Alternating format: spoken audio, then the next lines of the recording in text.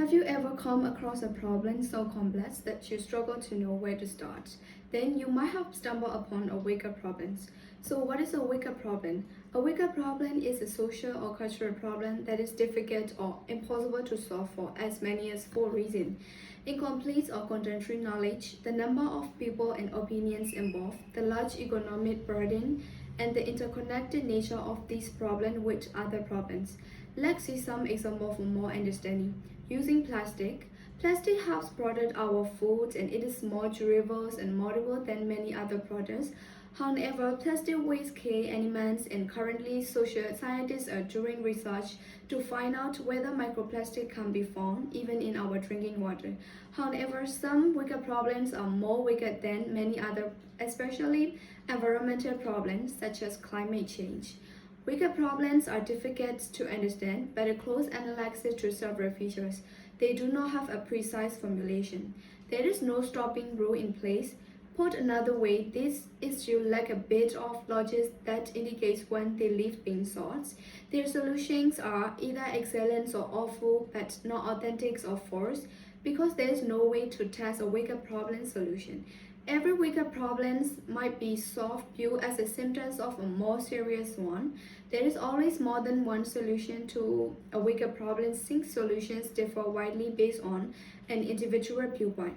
Because of the far-reaching and long-term potential negative effects on society as a whole and the lives of individuals in particular, planners and designers have no room for trial and error and that's no room for mistake. Wicked problems can be fixed. Approaches should be focused on how to be migrants their immediate impact. Finally, wicked problems require an interdisciplinary approach with an understanding that no quick results will be forthcoming. Addressing wicked problem is the consuming and interactive, requiring long-term dedications. However, have you ever tried to solve a problem that's defined you?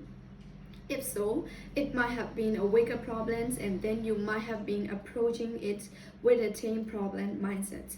When the problem is tame, even though at the beginnings the conversation may be heated or energetic as people examining the evidence and listen to each other's arguments, they tend to move closer until they arrive together at the answer.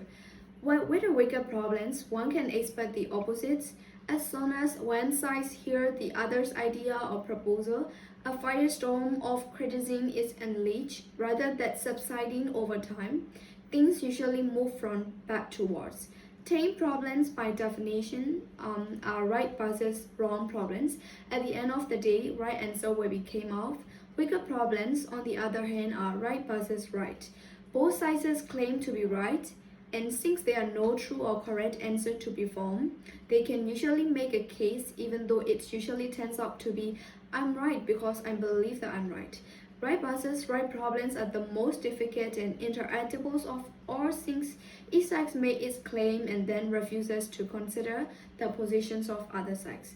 To understand the difference between wicked and the tame problem, consider that the typical approach to solving any problem is a linear process, such as identifying the problem, brainstorm alternative solutions, select criteria for evaluating solutions, select best alternative, applying the selected alternative to the problem.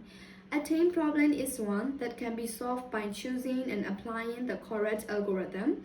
For instance, suppose that you know how to make strawberry shortcake for 6 people, but in the instance of making for 16 people, multiplying the ingredients and changing algorithm is a tame problem. So a wicked problem, however, is one for which there is no known for algorithm to use it. Example include strategic planning, satisfying customer, transforming organizations, or protecting an environment. Unrelieving characteristic of wicked problem is that the more you attempt a solution, the more it reveals like to you. The advantages of tackling wicked problem is to know that there will be likely be no complete solution, so don't attempt to solve it. Creative teams with diverse perspectives stands the best chance against wicked problems. The team can address the problem from a number of perspectives simultaneously, and the members can dialogue with each other how the problem might respond to various attempts to solve it. They can design a response to the problem that incorporates learning and anticipates and growth and maturations of the problem. Leaders who understand how to take 100% responsibility for problems will be better prepared for addressing wicked problems.